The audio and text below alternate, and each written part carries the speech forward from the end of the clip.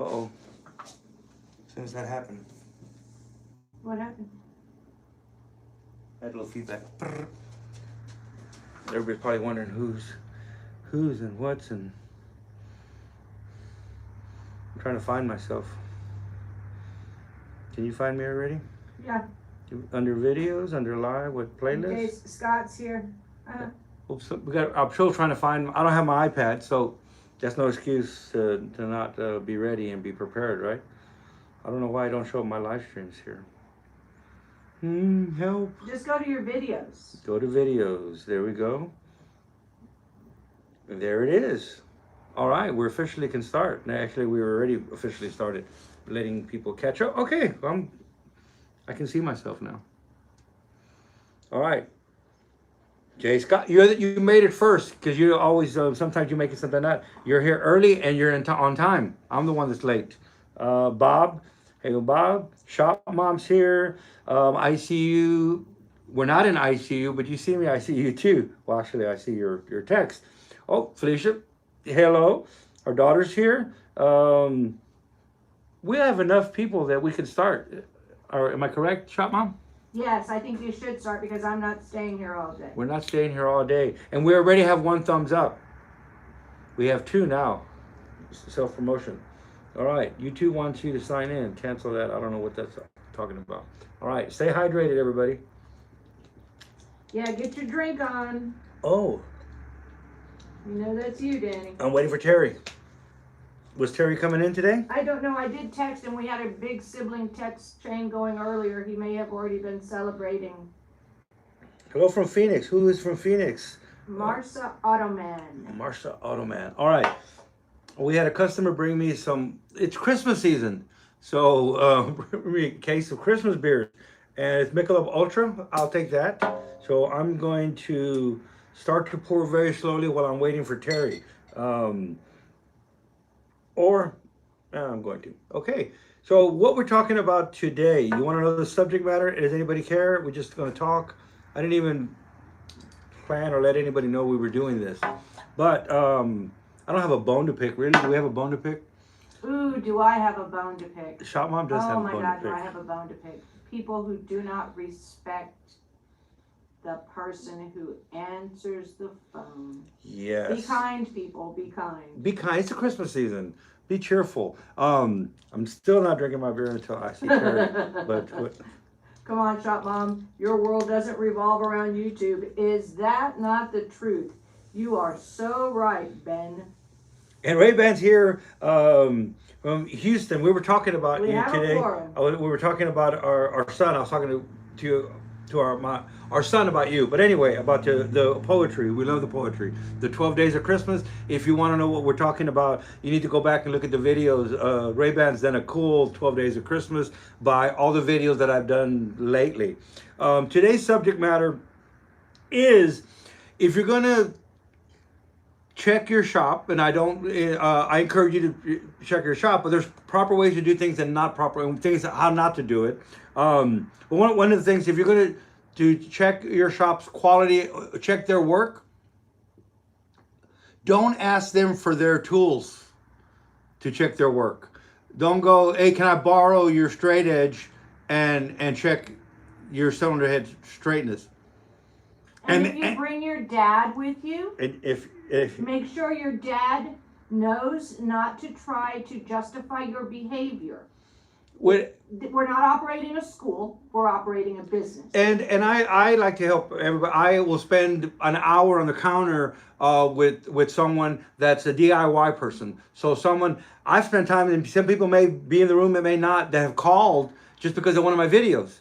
And depending on what time it calls, you might not be able to get me right then and there. Shop Mom will get me between the end of the day, especially depending on, we have not at least call back and what can I help you with something. So even though I do the video, some people call and they have a question on straightening. And this was another shop that called on straightening. So yeah, I spent some time on the phone with him. I was amazed that he's listening and he wants to do that. So we will go out of our way. Like I said, I'll spend a lot of time on the counter. So this particular young man comes in, and he's a tech. and he's not starting to do this. So I'm actually like, we need more techs. We need more people doing this kind of stuff. So spend a lot of time with him on the counter. And I thought I had a little click of a light. Think, you see a little, there's a little dim of a light, but I see a little light. So awesome. You can keep on giving it some electricity because it's getting brighter. You know what I'm talking about. Maybe you don't. But anyway, so I spent a lot of time with him on the counter. And the reason he came in was because of a YouTube video on straightening the Volvo cylinder head. And it may have been face head, but I think it was the Volvo head. And so it was on how a cylinder head needs to be straightened before milling the head, how important it is. So he came in because of the video, because of that, and he brings in a dual overhead cam Miata. Name of the person doesn't matter, because this is just education for y'all to what not to do. So the head is bent, the cams don't turn. He wants to do his own valve job, do his own stuff, but just wants us to straighten it. So he actually, after I spend time telling him everything, he takes everything, takes it apart, and then brings it back with just the cams in the head, because he's going to do everything himself. Spend a lot of time with him, explaining everything, how the processes of how it's done and everything. Throughout this, once we straighten the cylinder head for him, the shop mom comes to the back and says he wants it milled. And I'm like, I'm already, whoa. Didn't listen to half the stuff, or just because one of the things was the last thing we do. We worry about the bottom last. That's the last thing we do. We make sure the head is straight first, the cams turn, the valve job, everything. The very last thing is the mill. And now he's jumping from the head straight, I want it milled. So when I take the head back out, and then it's like, oh no, I'm not gonna do a valve job. So that's already two things that I already seen that you didn't listen. When the head bends, the seats get oval. You can straighten the head back out. Do you think they're going to just get back in and be perfectly round again and seal again? So it's like already got first thing. He listens just a little bit. He didn't hear the rest. This is not the guy we want to even, he's not listening. He's not listening. So, but then his shop mom talks to him and he's okay, I'll pick the head up. And then it's like, oh, I'm not going to do a valve job on it. I'm just going to put it back together again. You didn't listen, so you listened to some of the things, but not listening to the head's bent. Once we straighten it, the seats are going to be round. How are you missing that? So anyway, he comes in, and I said, you know what? I was already just about to tell you we're done with doing work for you. It's the first thing we've done for you, but you're missing the point, and I don't have the time, especially when I thought you were listening, and obviously you're missing the point. And so anyway, no, go ahead and straighten it. I'll take it, and then I'll bring it back and get it milled. Okay. We straighten the head out. He comes to pick it up, and he comes to the dad. His dad is sitting to the side, and he's doing all the talking and stuff, and put the head on the counter. And shop mom's taking care of it. I'm doing other stuff. I put the head on the counter, say hi, and then I'm gone. And then Elaine, shop mom, comes and gets me and says he wants to see a straight edge. So I'm working something else. I come back to the counter and I said, yes, what is it? You want to see it? Yes, can I see a straight edge? I said, why do you need to see a straight edge? She goes, I want to make sure the head is straight. And I said, we just straightened it. And he goes, I want to make sure it's straight. So I get the camshafts and I go, and the cams spin, They were already all bolted down, put them in there so that you can see, hey, when you came in, the cams wouldn't turn. Now the cams turn perfect.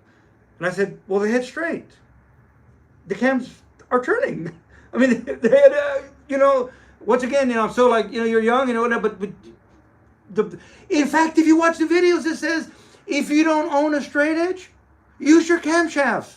Some of the controversy on YouTube Shorts and TikTok, and some of these are crazy because it's like, oh my God, you don't need a straight edge. You have a camshaft. Does the camshaft turn? If not, the head is bent. So you missed that in all these videos, all that. I go and I get the straight edge, and I'm like, I just don't understand. I bring him the straight edge and I hand him the straight edge. And while he's doing the straight edge on the head, and flipping it and looking at it, I'm thinking, I should have said, you want to borrow my feeler gauges too to check? What are you're doing? Flipping the head up and doing this. And his dad says, I was going to stay out of it, let him to deal with it, but can I just say, something, I don't want to get involved, but you shouldn't be offended if somebody wants to check your work.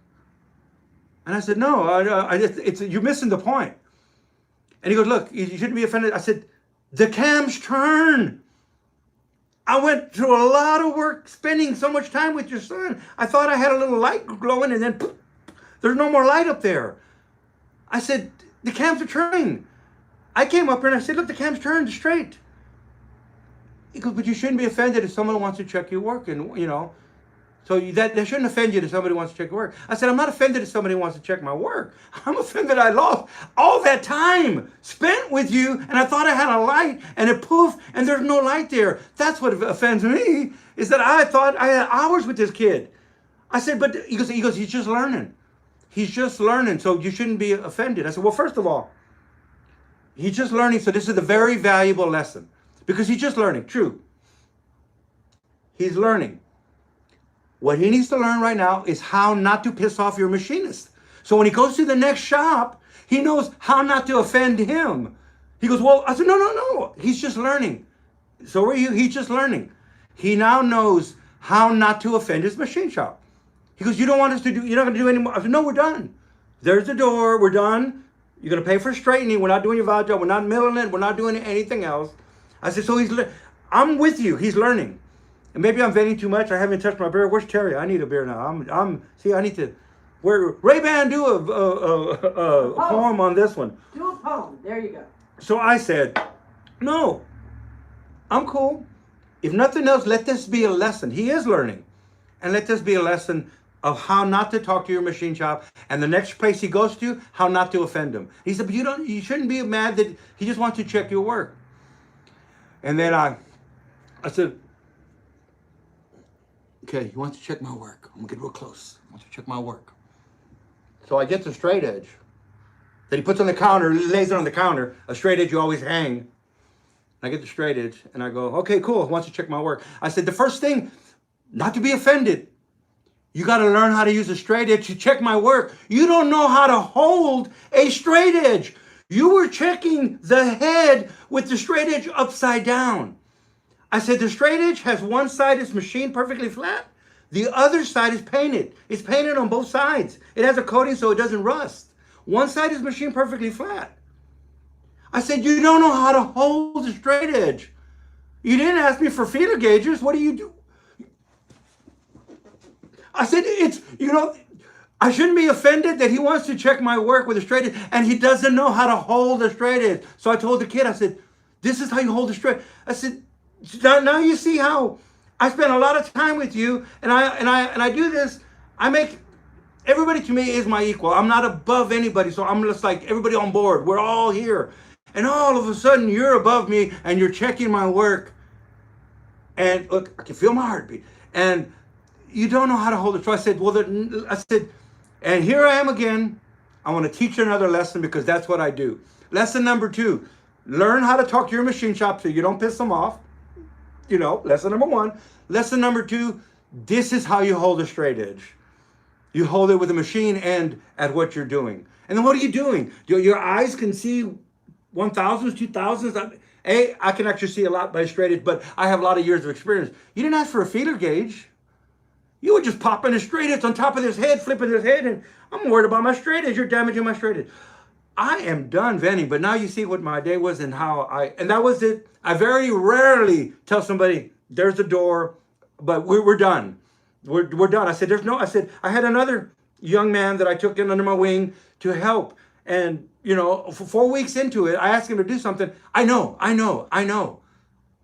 And I walked up to him, I undid his apron, I pulled off his apron, shook his hand. I said, awesome, you're ready for your next master. He said, what do you mean? I said, young Luke, you have learned everything you can from me in 4 weeks. You are an amazing young man. You've learned everything in 4 weeks. Why would I tell you that 3 or 4 times and you say I know? Because the last time you didn't do it.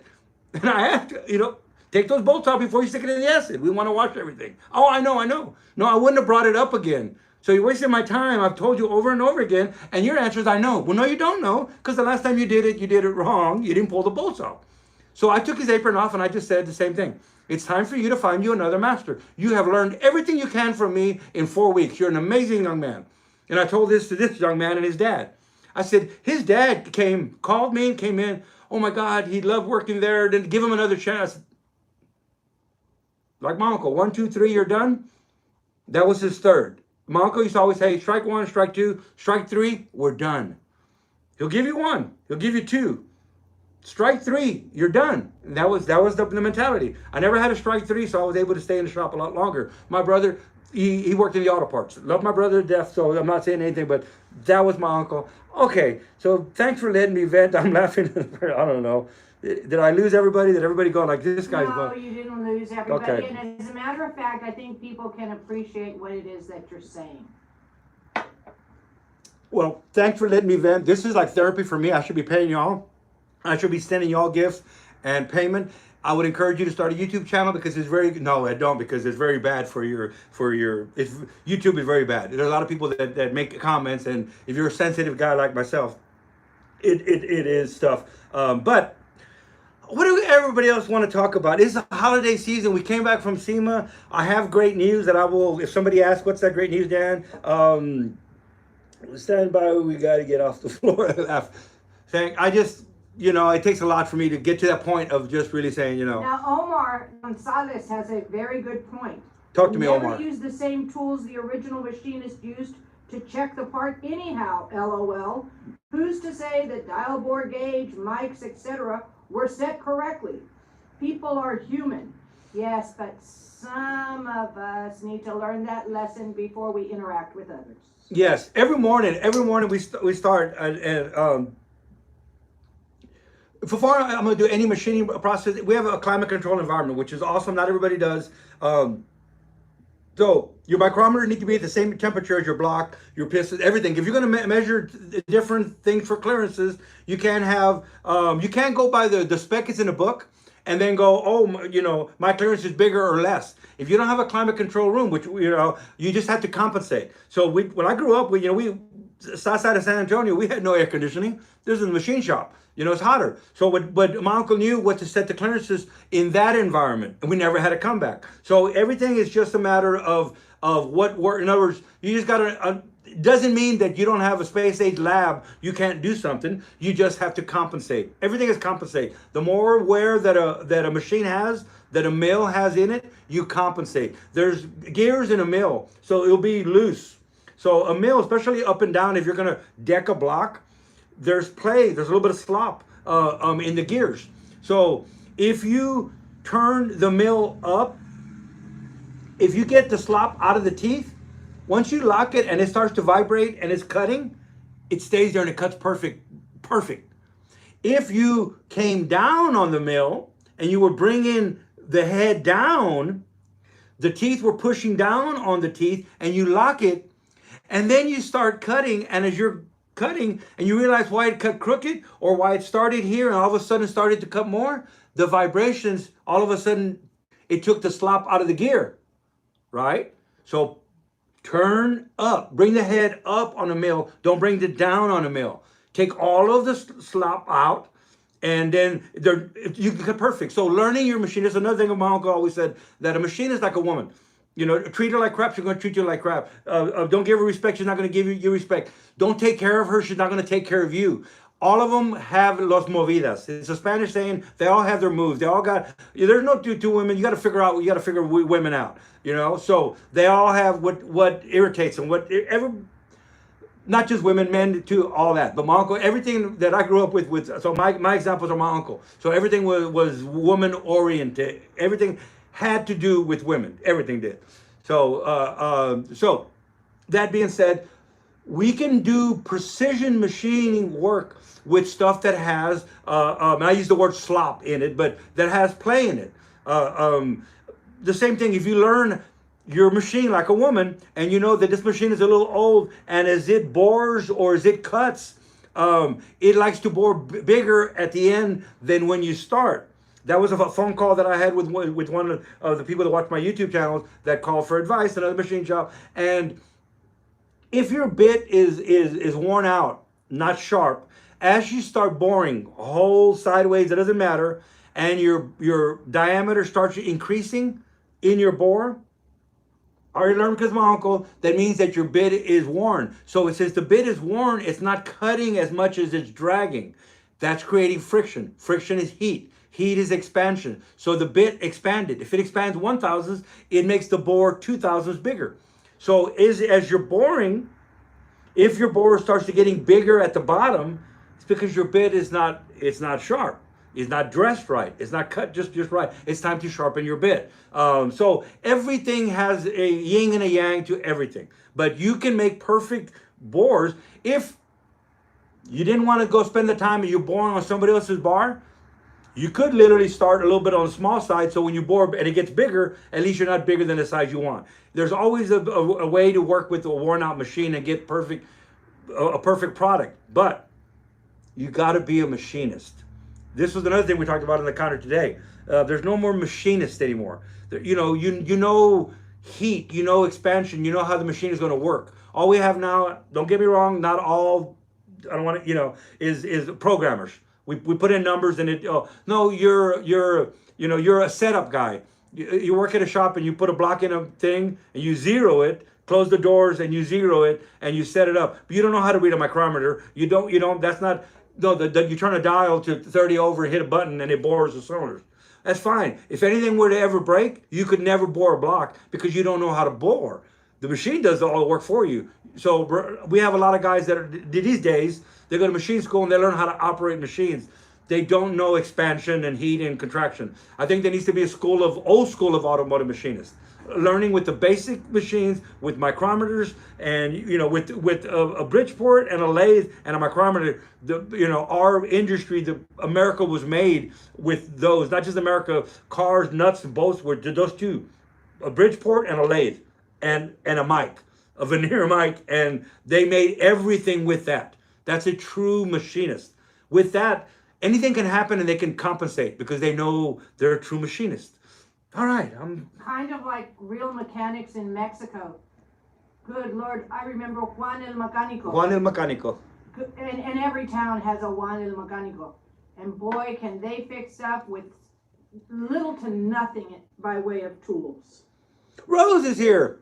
I don't want to say one of my favorites. I got a lot of favorites. I got a lot of stuff. I'm just really, I feel connected with Rose just because she's a skilled person that understands what I'm talking about, and I understand what she's talking about. So everybody say hi to Rose, and we'll get back to whatever. I'm just venting, Rose. You missed the first part, which is probably a good thing. You might want to go watch it later, but it was a tough venting weekend.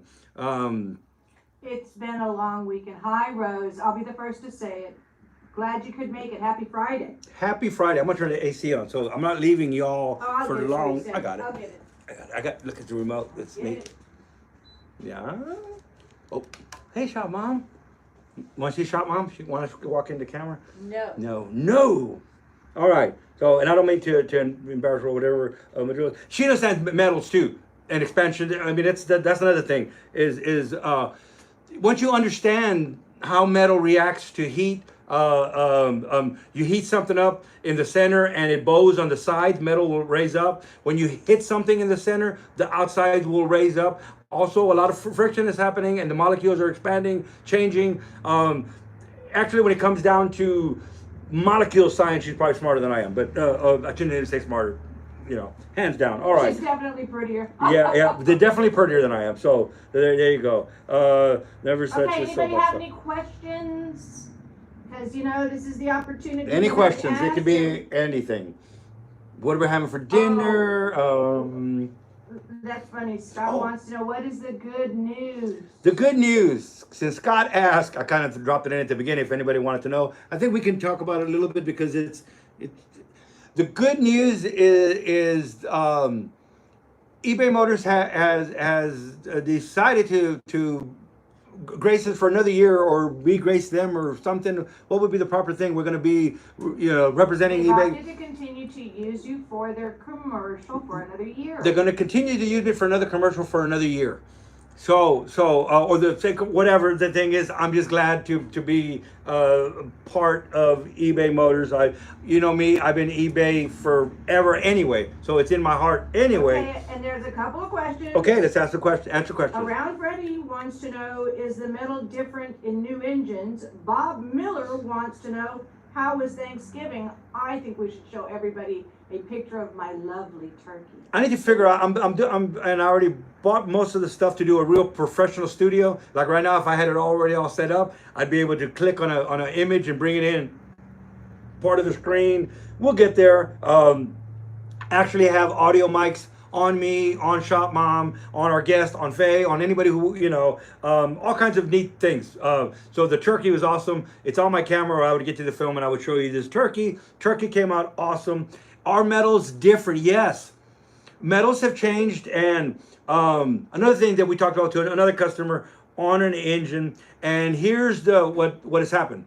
Way back in the day, metal, cast iron, let's just example one, had a lot more nickel in it. Nickel in with the cast iron makes for a lot stronger metal. Also, the expansion rate changes, but they had a lot more nickel in them. Now we fast forward to 1976, if I remember right. Pretty good, maybe 75-ish, the energy crisis time. And started a little before that, but that's when it really hit. When GM went to their GM Blue motors, if you remember some of the old timers. Well, the energy crisis came, so they started to go lightweight castings. That's why anything in the I have a 79 Blazer, it's GM Blue. 78, the same way. Started right in there within a couple years. Don't ever hold me to the years. It should just get you interested enough to go actually find out the actual year if you care. Don't ever expect to get the actual year from me. I'm gonna be close. But that being said, they pulled, and I always use all and never, and so those disclaimers need to be here. So when I wanted to say they pulled all the nickel out of the block. No, they didn't pull all the nickel out of the block. They pulled as much as they could and still had should I use the word decent? And still had a block that would work. Bad years. None of those years, especially 78, 79, 80, 81, those blocks we would not want to use for any kind of performance application at all. They pulled a lot of nickel out, and then they went real thin castings to top it off. So yes, metals have changed. Now we fast forward to today, the LS block. Have you ever picked up an LS block? We used to think a big block Chevy was heavy. Man, try to lift an L. I used to lift blocks up and put them on the table as a kid. It's probably why my back hurt. But you ain't gonna pick up an LS block. You want to know one of the reasons why an LS block is so robust? They put so much nickel back in them. Back up a little bit. For all the circuit track and drag race stuff, we would say literally, I have a pair of heads in right now. You want to buy a GM crate motor that was made in Mexico. It'll say Hecho en Mexico. And I know you want to think, no. They didn't skimp on any of the Hecho en Mexico stuff. For whatever reason, there's a lot more nickel in Mexico. And all the racers know this. All the circuit track guys know this. Especially if it's a lower class circuit track guy. Those engines, there's lower class. They don't pay a lot of money. So you can't put a lot of money in a motor. So we most definitely start off with an Hecho en Mexico block to start off with. Because we can't afford a dart block. Not in that class. You're not going to put a dart block in your street stock class. It doesn't, the late model stuff, yes. But a street stock class, the lower class cars, a lot of class cars, the lower ones, have a buyout. So you can't put more than $1,000 in the engine because anybody else can buy it out. It used to be $500 back in the day. I don't know what the buyout today is. But a lot more nickel in today's blocks. They're starting to put the nickel back in them because they want a real robust thing. Did any of y'all see the video? I've been doing YouTube shorts to try to play the YouTube short mark, whatever, to stay relevant, but forget all that. All that being said, as my friend Roy would say, the EcoBoost is something else. And every engine has problems, but I think it has less than most. It's a direct injected and a port injected motor. And a lot of times I ask questions because asking questions, I watch a lot of YouTube videos on how to do YouTube videos. So asking questions is a way to get more feedback, response. Controversial videos, so a lot of times I may know the answer, but I'll ask, what's this? I know, playing the little game a little bit, and all of a sudden my numbers go up real high because everybody, So that being said, what else? Any more questions? Okay, yes, there's actually a couple of more questions. Okay. And in no particular order, Howard Hutchinson has a question about break-in oil. Which would you recommend, driven or AMSOIL, and why, for a Supra 7 MGTE engine? Okay. Also, there is, and I'm just gonna give it to you now, BG wants to know if you can explain cam bearing installation in an LS engine. Okay. All right. First of all, with all those are two. If anybody knows me, if I've even had some people ask in the last videos, I thought you were an AMSOIL guy all the way. And we have to go real back into when I met Smokey Unick. So the reason, well, the reason is a hot vapor engine, but the question that I actually asked, and it was at SEMA, and it was an oil related question. So my thoughts and everything on oils are most definitely from a Smokey Unick. So there's no place for petroleum oil. When we say stuff like there's no place, never, don't do it, yes there is, and I have the examples because you can't say yin without yang. So what Smokey had said is petroleum oil comes out of the ground, it's called crude, they refine it, and they put it into an engine. That was okay, think about it. Back then, Model A, back then engines had leather for bearings. You know, they didn't have a Babbitt bearing. At first they were just leather. So it was leather, tight, squeezed, and that was your bearing. And then they went to a Babbitt, a poured Babbitt, real soft lead, basically. So bearings have changed, things have changed, right? And yet, NASCAR still wants to use a flat tappet cam. You know what a flat tappet cam is? It's a cam lobe and a lifter. Why aren't you roller cam in a NASCAR? But that's a different subject. Okay, so everything has evolved. Tighter clearances, better bearing materials. Then we started going to hard bearings. Not even a soft Babbitt bearing. Yes, it has Babbitt, but if you ever looked at a King bearing or a Clevite race bearing, or a Vanderbilt was the first bearing, real hard bearings to handle the load of boost. And so, like Smokey says, we've advanced so much, and yet we're still digging a hole in the ground and taking out crude and putting it in our engine. It doesn't work. There's reasons that yes, it does, but so we want a synthetic. We have a man-made engine that's more refined, roller bearings, a lot of tighter clearances. Now we got variable cam timing. If you want to get into real sophisticated why oils are so important, anything with variable cam timing is anything. And Honda was doing this first with the rockers that would engage and disengage. So we advanced, and yet we're still using oil, crude petroleum oil. So okay, so for break-in oil, it's a little bit different because I'm an AMSOIL synthetic. What does Smokey Unick say? It does not matter what brand. Back then, on this engine right here, the hot vapor engine, and on the hot vapor engines, Smokey was paying $98 a quart for aviation. It was not a blend, 100% synthetic, but we can get into synthetic oils. Aviation synthetic oil is not the same. It eats away neoprene. So it was the first attempt at an automotive oil, $98 a quart. Okay, so what does Smokey say? It doesn't matter what, because I wanted to know what brand you want me to, it doesn't matter.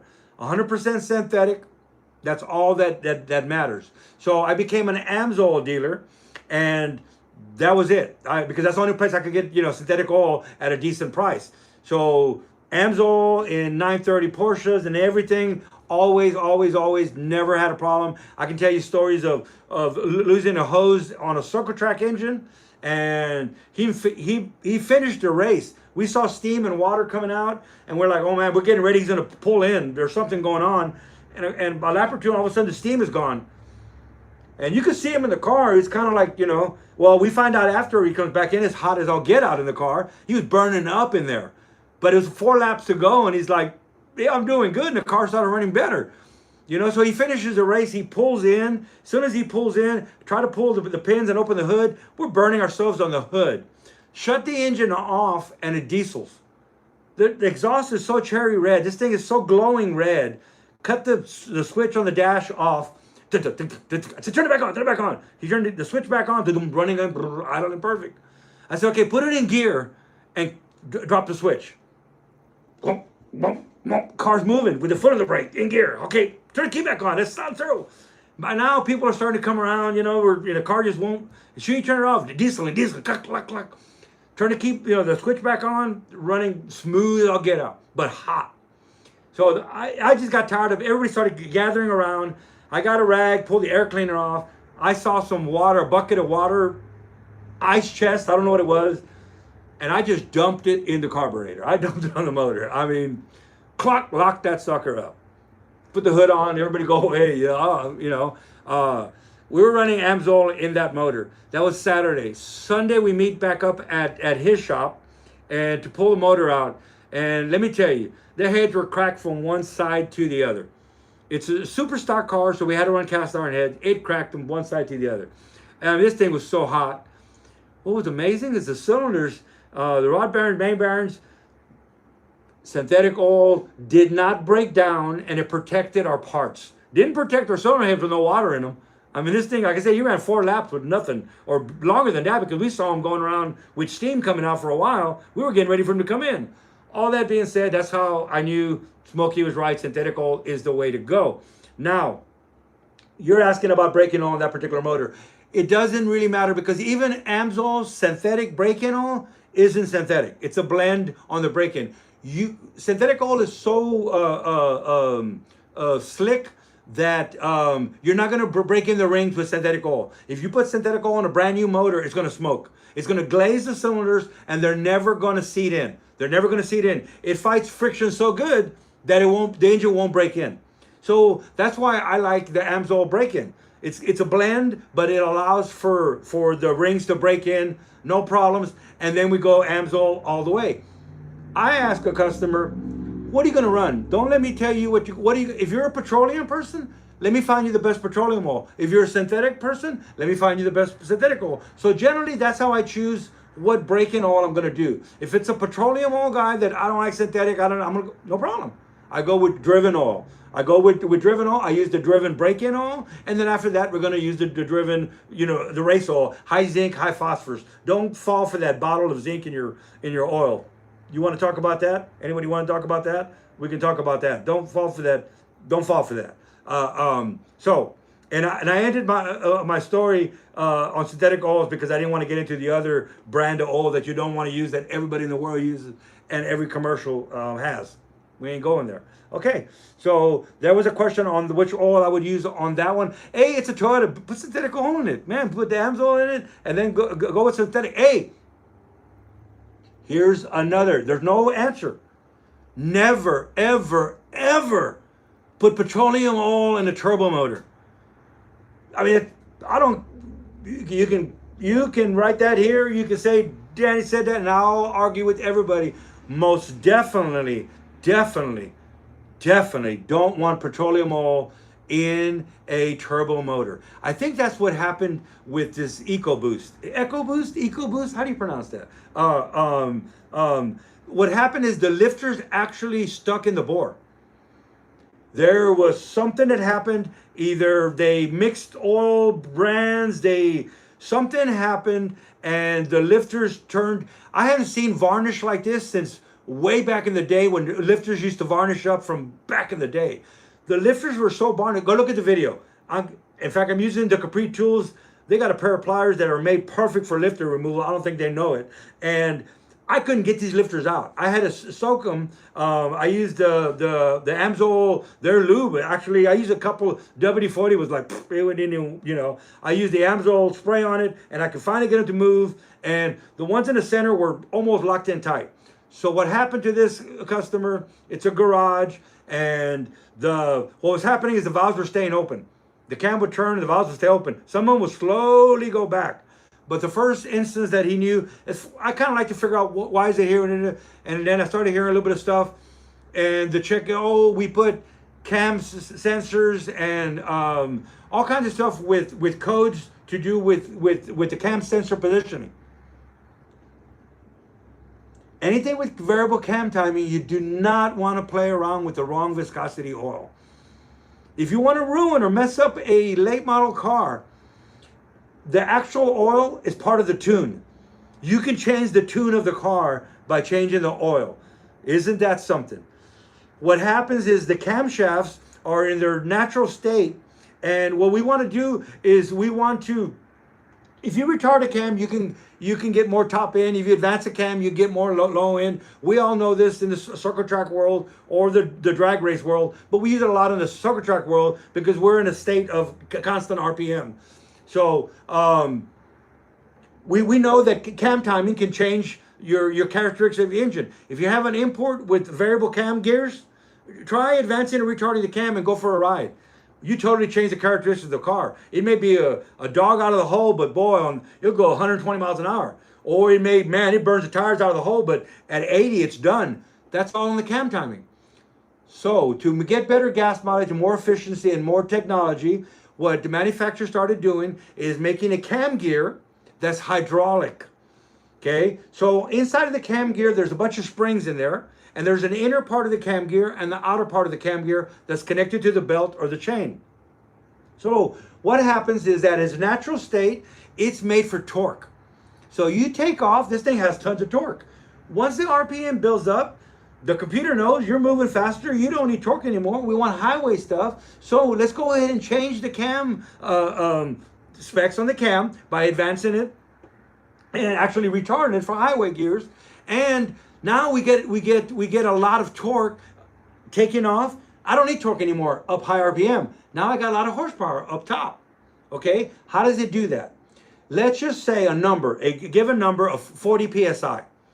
If we have 40 psi springs on the cam gear and we got 50 pounds of oil pressure, these are just numbers, 60 pounds of oil pressure, when the computer opens the solenoid and that passage gets open, sending oil to the cam gear, the oil pressure is higher than the spring pressure. Are you getting it now? So the oil pressure advances the cam gear because the springs are to keep it right here. But now oil got in there and it advanced it or retarded it. It changed the cam timing. Okay? We're cool. As we start to slow down, the computer knows we're slowing down. I need torque again. So when you pull up to a light, that solenoid shuts off, right?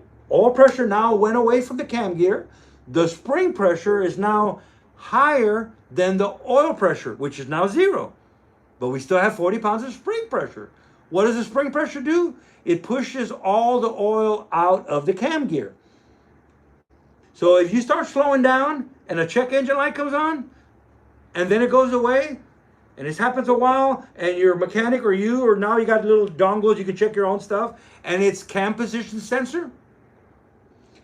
What the computer doesn't know, it just knows that the cam position, I'm not getting the reading at idle on my cam position. It has a cam position sensor so the computer knows where the cam gear is.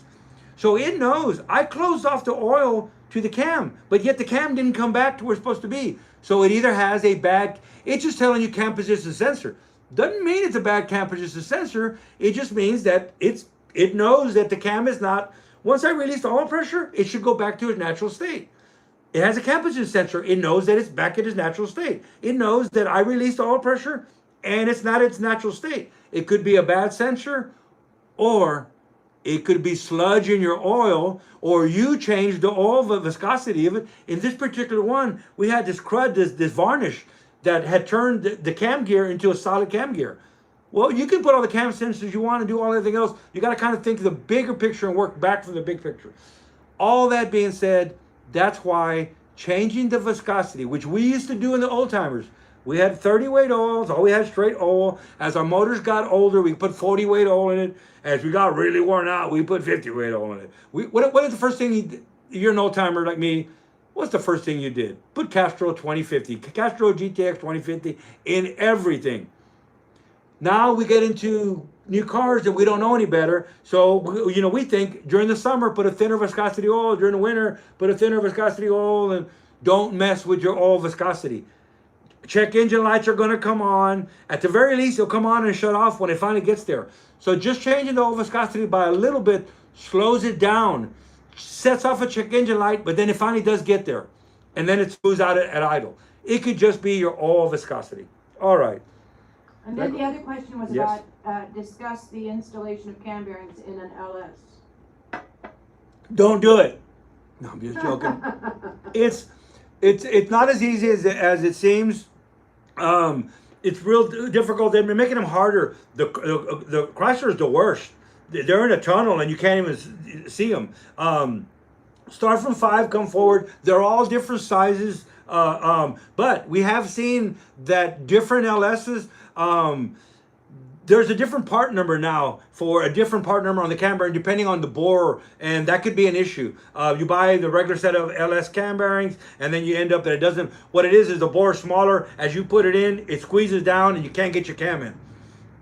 So that happens a lot. So recommendations: make sure you got the right cam bearings for your block. Installation. I encourage everybody. One of my things is I encourage everybody to do stuff themselves. You can buy a cam bearing installation tool. What are the keys, the things to speed you up so that you don't go through 5 sets of cam? If you go through 5 sets of cam bearings and now you know what you're doing, don't be hard on yourself. You learned, right? You'll never do that again. That's okay. You can go to school and 5 sets of cam bearings are a lot cheaper. So don't be hard on yourself if you make mistakes. Just don't make the same mistake over and over again, or you shouldn't be doing this. If you learn from a mistake, you learned. Don't be hard on yourself. Boom, chalk it in, and remember that always, and move forward. So on the cam bearings, what is it? Is one of the things on cam bearings? Get you a good cam bearing installation tool. I don't really like the ones that are fixed aluminum or metal piece, and you'll know if you can start looking at them. And it's just a perfectly flat round piece of metal that's machined. The cam bearing goes on it. It has a lip on it, and you knock that in there with it. The reason being, unless it's the perfect one, just perfect in size, and they make a nice one with the tool that you actually press the bearings in. I recommend that. Not necessary, but I recommend it if you got all the money in the world. But what happens is when you put the cam bearing in, it wants to shrink up on you. It's going in. It's much easier for it to collapse. So what I like is the cam bearing tool that I learned, that still use the same one my uncle had. It's a Durabond, which makes Durabond cam bearings. Probably one of the best cam bearings you can get out there is going to be Durabond. So their Durabond installation set has a thick rubber piece over the metal piece. The metal piece is cut into 4s. There's a bolt in the center, and as you tighten it, it expands. So what we want to do is we want to put tension on it. So as you drive it in, it doesn't collapse. So sometimes when you use something that doesn't expand the cam bearing, as you're driving it in, it'll collapse on you and you can't get the cam in. That's why I would kind of maybe not learn on the LS, just because there is those that have a different cam bearing bore, and we don't know until we get it in here. Actually, the LS cam bearings are way more expensive. I say way more expensive. They are significantly more expensive than just your small block Chevy cam bearing. Start off with a small block Chevy. They're inexpensive. You can see there. Anything that, all the late model cars now, I shouldn't use the word all. A lot of the late model cars now, the tunnels are covered so you can't even see down and see the cam bearing. Okay, so another tip, besides tip 1, is start from the back, work 5, 4, 3, 2, 1. A lot of times on the race one, the end ones I can put in backwards, but you're not gonna start in the center. Expand the cam bearing out so when you drive it, it doesn't shrink up. If you can't see what's going on at the other end, little tip that I use, I put the cam bearing on my tool. It has these 4 pieces that expand. The one piece I put aiming straight up. I aim it at my oil hole on the cam bearing. I'll take a marker and I'll put a line down my cam bearing tool, all the way down. So from out here at the end of the block, I can turn my cam bearing tool. I know my cam bearing is connected because I stuck it on my tool lined up with that line. So out here, I can just put it right at 12 o'clock. I don't need to go in there and, oh my God, how are you gonna line up the holes? Maybe that's what you're thinking, how do you get the holes just perfectly lined up? Is just put a line on your bar. Put a line on your bar, and from way out here at the end, you know where the cam bearing is. You know, I mean, you just, if you put it on the bar with that line. Okay. Anything else? Actually, there were several comments, but no, I don't think there were any other questions. Jean Daughtery has an observation that there are tons of chat room experts. Oh, they are. I'm not saying I'm a chat room expert, but I do have a lot of experience. You certainly have a lot of experience. Yeah. So don't want to go there. They are using my videos in universities to teach how to do machine work. I'll let that be. And I want all of y'all to know I taught him everything. And Shaman taught me everything I know, and then some. And you can laugh at that. Mm. All right. What about a Chevy Nova? Hey, the 600 Nova, easy cheesy. I mean, or V8 Nova, easy cheesy. So, like I said, if you're going to get, another thing that I always encourage people to do is get into a club, start your own club, get you 4 or 5 people that are your same like-minded, and same like-minded. All it takes is one bad apple to just throw the whole thing off. But if you got a group of people that are the same like-minded, you know, if you're gonna run Miatas, get with guys that run Miatas. If you're gonna do this, all that being said, because for the price of taking your block over and getting cam bearings installed, if 5 of y'all go do this, you could have bought the tool. So a clubhouse, somebody's garage, everybody pitches in, buys the tool. Now you have the tool for life. You know, y'all can learn how to use it. One guy can. All you need is one machinist. It's like a boat. You don't need a boat. You need a friend with a boat. You know, the same with the lift. You don't need a lift. You need a friend with a lift. So you don't need a cam bearing tool. You need a friend with a cam bearing tool. So and Danny has a lot of friends. I have a lot of friends. So a lot of things you can do. Look at the cost, and like Shop Mom's always allowed me to the cost of something. I may spend as much as paying somebody to do it, but I find that a lot of times paying somebody to do something doesn't mean it's going to get done right. So I'll buy the tools to do it myself. And I can start a YouTube channel just in home construction. But anyway, Toyotas with VVT seem to be sensitive on all types. Yes, very sensitive. Very. Going back to O's a little bit, I tried to re-educate a flathead Ford into it was going to love synthetic. And it may still love it, like it, or whatever. But it didn't even get through the priming. It was on the run stand. The first thing I want to do is I want to prime the engine before even turning it over. And I couldn't even get oil pressure at all with the Amsoil break-in loop. I mean, I couldn't get oil pressure at all. And it was Friday. It was before we were doing live stream. So Friday, having a cigar and a beer with my buds. And then it was time to put a bag over because you get 3 or 4 buds with you and everybody. Oh, did you leave the plug in the oil galley? I've done that before. Oh, no, I didn't leave the plug in the oil galley. You know, I take pictures of everything anyway. Oh man, you put the camera in wrong. I've done that before. No, finally I had to put the bag on and let's just drink our beer and have a cigar. I came in on a Saturday, re-evaluated what's going on. I went home on Friday night and pulled up all my pictures of the assembly of this flathead. All the plugs are there. Everything's there. I mean, I already know anything, but you start to doubt yourself, especially when, I don't care anybody else, you start your own self. You're your worst enemy. You're your worst enemy. So, but I saw everything. I came in after thinking it over, drained all of the brand new Amsoil out, and then I put in regular petroleum straight 30 weight. I don't know if I'm a 30 weight, whatever the thing, but it was a driven oil. It wasn't the brand, but it was a driven oil, straight, not multi viscosity, in the motor. Went to go prime it, instantly had oil pressure. Okay. There's only so many things you can do to try to. I always say I like to make my flathead like an LS. I like to tighten up the clearances. I like to make everything less friction. I like to really add all of today's technologies to a flathead. There's certain things you can't do. You cannot control the lifter slop. So how loose the lifter is in the bore, doesn't matter anyway on a flathead because the lifters aren't all pressure. There's no oil line going to pressurize the lifters. The lifters have no oil feeding them. There's no oil lines or nothing. So slop really, I guess it could be okay, but there is that slop that you can't get rid of. But there's a lot of variances in loose things. So what was happening is the Amsoil break-in 30 weight was just bleeding out through every little orifice that, do you know how a flathead oil pump goes to the block? If you saw the flathead oiling system, you would go, oh, I get it now. I get it now. You know, I can't tighten up. The oil pump goes in the block, and it actually feeds oil up the bore that the oil pump goes in. It goes around the oil pump. You can't tighten up the bore in the block that holds the oil pump. I mean, I guess you could machine and put O-rings or something. I mean, so don't try to overthink something, but encourage you to do the best that you do. Everything that we learn from everything.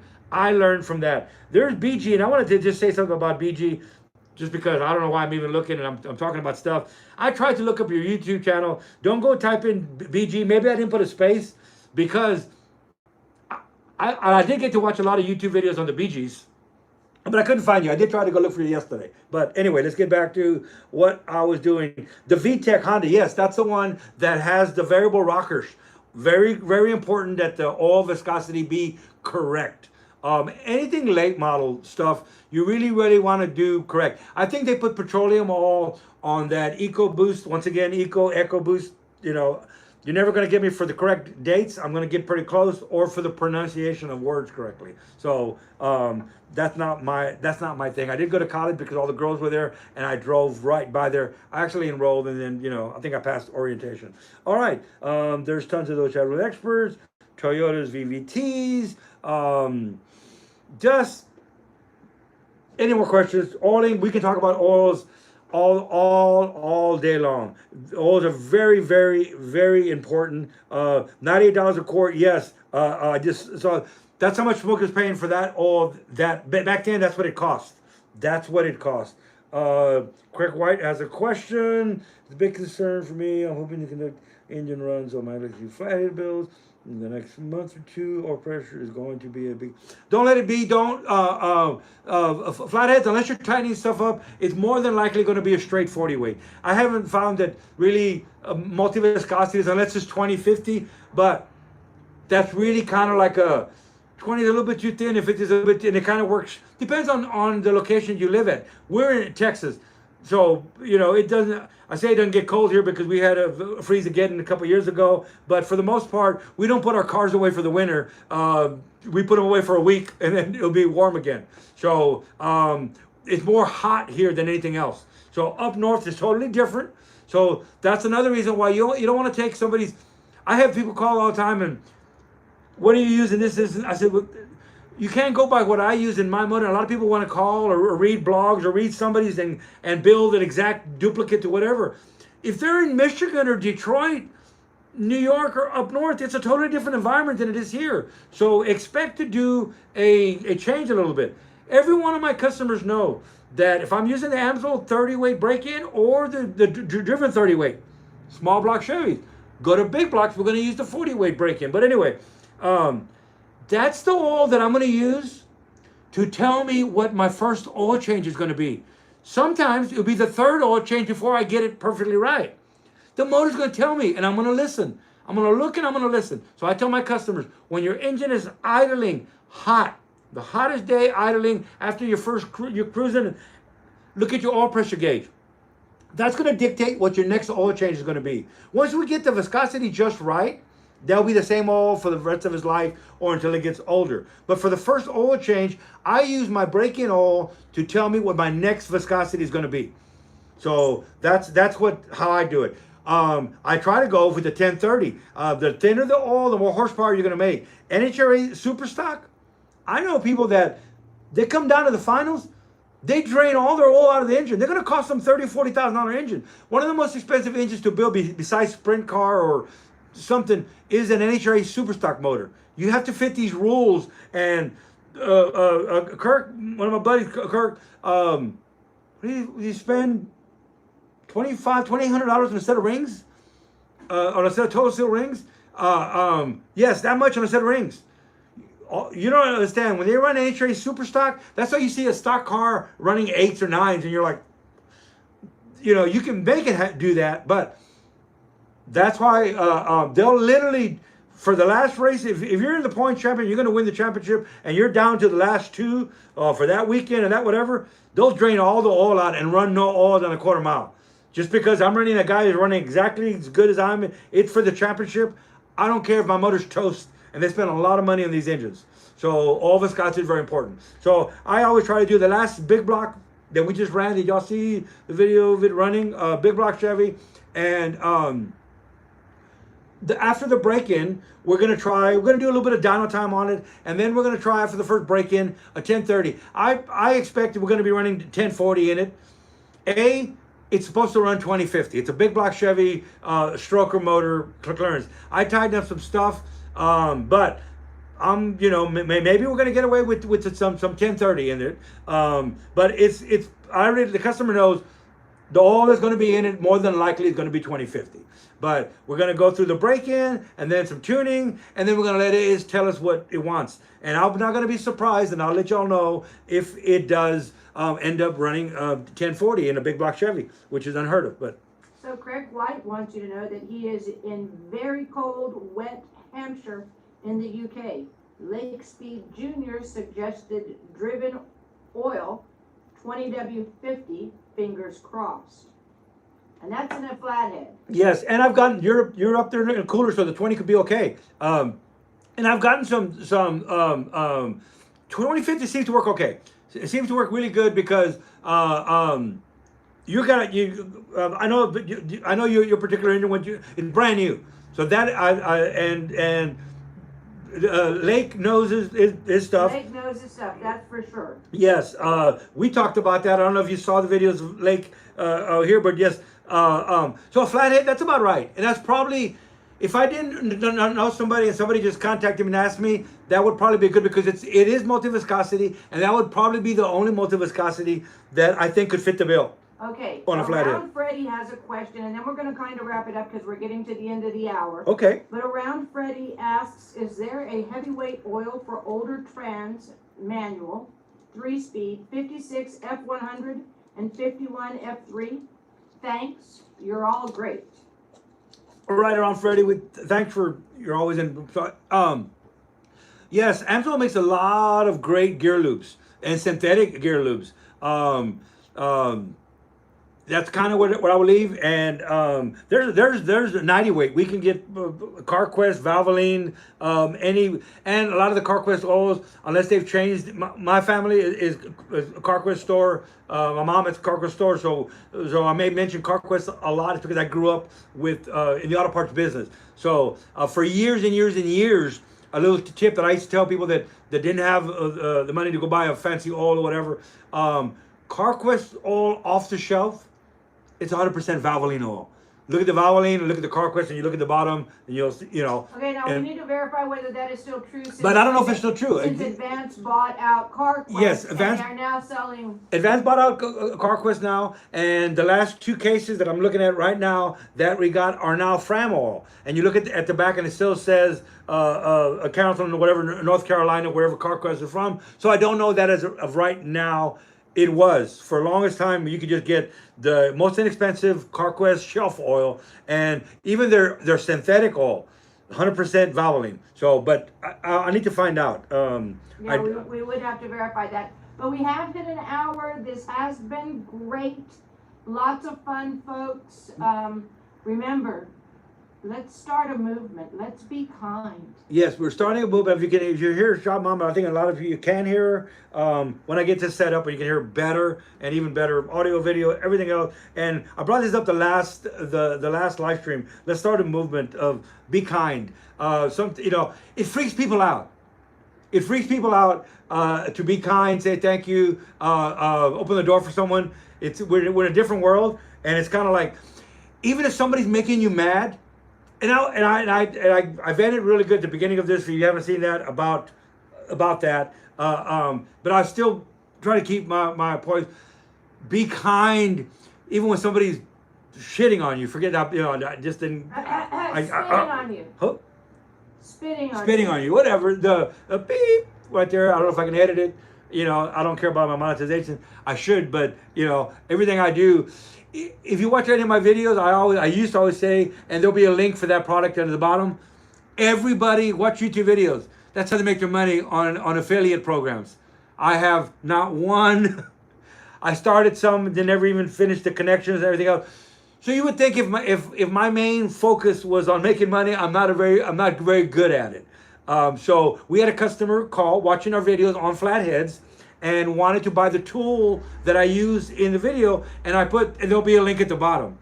So the phone number is always on my video on the banner, so he calls from wherever, and he wants to buy the tool because he wants to support us because he learned how to work on his flathead from my videos, and he wanted to buy the tool. Shaman finds out where he's at looks on a computer while she's talking to him, finds out that Summit or someone has it.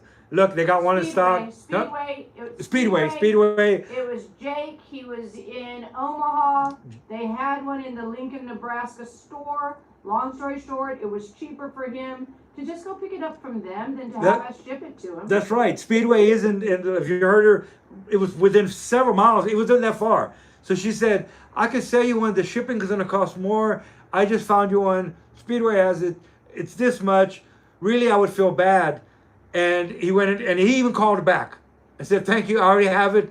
And so I should do better job. We take all the time even to answer phones and talk to people, and we're not selling any product. I know that's not the main thing, was never to make product, but be kind. That's how I'm going to end this. Be kind. It freaks people out. It freaks people out. Be kind, even when they're... That's a reward in itself. It is rewarding itself, even when they're, being tough. Really freak them out. Really freak them out, and go with extra kindness. We will be back before Christmas. Most definitely, we're gonna have one Christmas. I'll put Christmas lights up. I don't know what we do. We most definitely will be back for Christmas. What is it? 3 weeks away. We might have 3 live streams before then. Thanks everybody. There's 20. Hold on. Infamy just got here. We're gonna say peace and assembly grease. But Infamy, sorry you got here late. We'll discuss import projects next time. Oh, the Toyota, the 2JZ, or even the V8 Mercedes or something. All right. You just got in at the end of our hour Peace and assembly time. grease. So what we say now is peace and assembly grease. I encourage you to be in next Friday, 3 o'clock.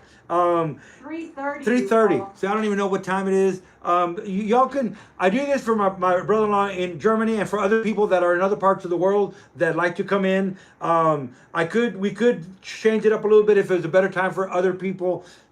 Let us know. Let us know. We will get come in earlier next Friday. We'll talk about that. Anyway, peace and assembly grease, everybody. It's been cool. Thanks for letting me vent. I feel much better. I've just about had my beer. I'm ready for the weekend. You've let me vent. Thank you, Peace and Assembly Grease, and we'll see you next Friday. Watch my videos. Hit the like and subscribe. I got 1 like, man. What's this? There's 28 people more in here. likes. There's 1 You just like. can't see All right. it. All right. We'll see you next Friday. Thank you. Peace and Assembly Grease.